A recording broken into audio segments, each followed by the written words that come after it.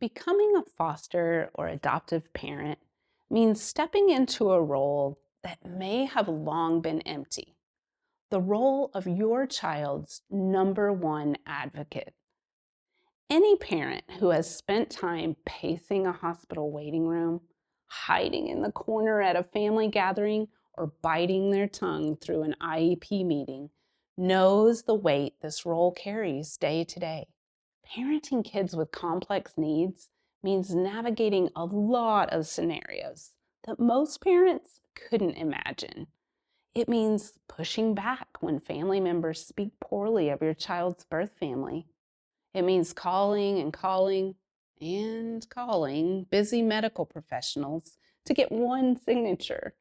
And it means walking out of church mid prayer as your child's screaming pierces the holy silence. Whether you're the roaring lion type or the peacekeeping lamb type of parent, God chose you to be His voice for your child in this season. Your child is completely unique, and no one knows them better than the parents caring for them day in and day out.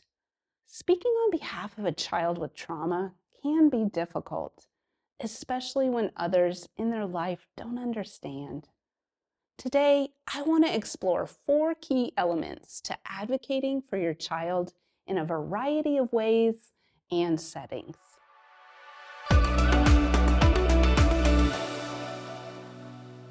The first element you'll need to become a good advocate is confidence. There will be plenty of people lining up to give their opinions and perspectives of your child. But as your child's daily caregiver and confidant, you are uniquely positioned to know her needs, quirks, hopes, and fears. In other words, you are the expert on your child. You alone have the insight to say, no, she can't handle the movie her cousins invited her to see. Or, yes, she does need her headphones at the dentist, and she's depending on you to speak up. Bring your knowledge of her emotional, physical, and spiritual safety into conversations with the rest of her care team, and speak boldly from that knowledge. Say you have a meeting with your child's teacher and school counselor. They've noticed your daughter struggles to follow instructions after lunchtime every day, and they want to find a solution. The teacher suggests sending her out into the hall to complete her work. The counselor suggests a reward chart to motivate her. You recognize that these staff members genuinely want to help your child. But having tried similar methods, you know their suggestions won't likely solve the problem. Lunchtime is just too loud, too busy, and too short for your child to regulate herself before being asked to sit still for a lesson right after. This is where you might kindly suggest an alternative solution.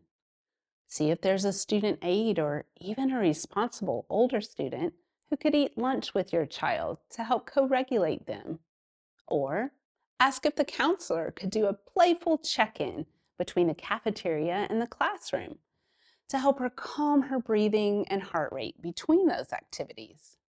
Remember, your child needs her advocate to be kind, gentle, and confident. For the lion parent, this is your reminder to be quick to listen, slow to speak, and super slow to anger. For the more sheepish parents, this is your reminder to take courage and stand firm in your convictions.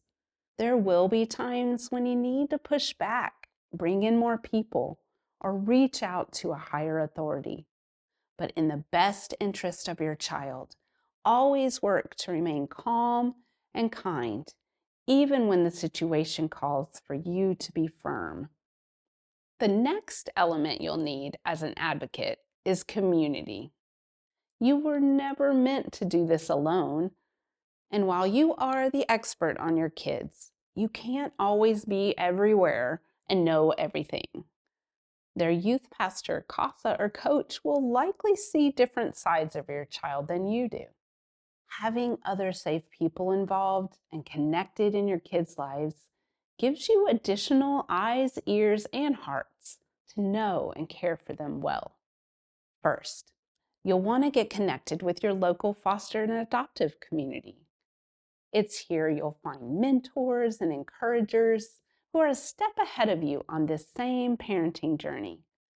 These are the people who can help you find the right resources, specialists, and tools for your child because they've walked this road and done their research. Next, take some time to identify the family and friends you could ask for help. Whether that means running to the grocery store for you when you're juggling appointments or taking a child or two for the weekend when you're fighting the flu. Keep in mind, this part of your community may need some education when it comes to caring for a child with trauma.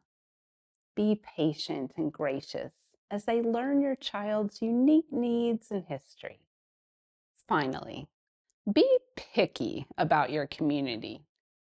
We've all encountered the odd auntie who insists every child clean their plate before leaving the table. Or that well-meaning neighbor who offers to babysit but never quite knows where their own kids are. Part of advocating for your child is having hard conversations with loved ones who don't understand. And sometimes it can mean keeping your distance from people who insist on crossing boundaries. You are in charge of who you let into your child's life. Safe people in your community will respect your rules, make an effort to understand, and meet your child where they're at. The next element you'll need is an honest assessment of your own limits. This one can be hard for foster and adoptive parents who feel they've chosen the path they're on and must accept whatever comes. None of us are superhuman. We all have limitations on our time, energy, and emotional capacity. Maybe you haven't sat through a church service in over a year because of your son's needs. Maybe you cringe every time you see the school's phone number appear on your phone. And maybe you're so sleep deprived that you miss the appointment you waited months to get. When you attempt to operate beyond your own limits, you'll eventually start struggling to hold it all together. By acknowledging and accepting what those limits are, you give yourself permission to do things differently. When you notice something doesn't work for you or your family, ask yourself these questions. Can I change it? Can I replace it? Can I get rid of it? Clearly, sitting through a church service with your child is not working. No, you don't want to get rid of it, but could you change it by designating a friend to accompany him in children's church? Could you replace it by attending an online or evening service for a season? Knowing your limitations also means only saying yes to what you can do well. So this is me, your friendly neighborhood parent coach, giving you permission to say no. If your child is facing a major medical procedure with a long recovery, it's okay to reschedule that dental checkup. When your toddler still isn't sleeping through the night, it's okay to say no to the Easter egg hunt at Grandma's house. Yes, there will be appointments you can't miss and routines that get interrupted. Caring for a child with complex needs is a demanding job. Give yourself grace and remember that you don't have to do it all to be a great parent. Your final element for advocating for your child is persistence. You've likely heard the phrase, the squeaky wheel gets the grease. Be the squeaky wheel. Most of the people on your child's team are juggling the care of many children. Slow responses, forgotten appointments, and unread emails don't necessarily mean your child isn't a priority. But some people might need a gentle reminder here and there to avoid gaps in your child's care. I like to call this nagging with grace. While some parents worry about being written off if they persist too much, I found there's an art to squeaking. One tactic I use is scheduling check-ins. Each time I have a call, an appointment, or a request pending, I like to make a task in my calendar to check in with that provider after a couple of weeks. When nagging with grace, you'll want to emphasize the grace. Though your list of constructive criticisms may be long, don't let your only feedback be negative. Ask yourself, am I approaching this meeting as a huddle up with my teammates or a battle against an adversary? Your child's teachers, doctors, caseworkers, and therapists are not your enemies. Odds are they truly do care for your child, and it's your responsibility to assume the best of them.